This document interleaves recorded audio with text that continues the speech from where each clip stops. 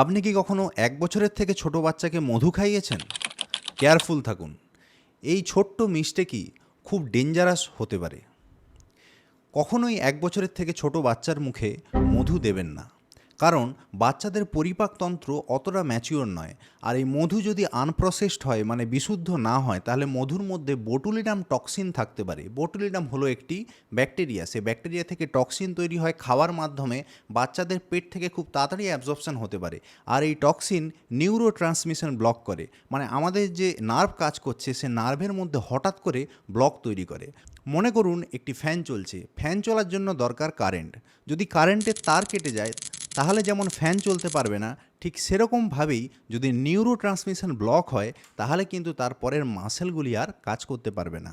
ঠিক এই সমস্যাটাই ১ বছরের থেকে ছোট বাচ্চাদের ক্ষেত্রে হয়।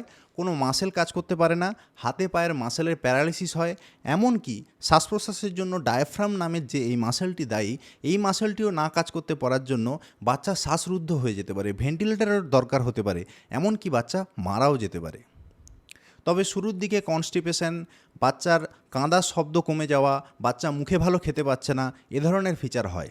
সুতরাং খুব সাবধান থাকবেন, ১ বছরের থেকে ছোট বাচ্চাকে মধু দেবেন না। কিন্তু বড়দের ক্ষেত্রে মধু দিলে কোনো সমস্যা হয় না, কারণ বড়দের এই পরিপাকতন্ত্র ম্যাচিওর হয়ে যায়।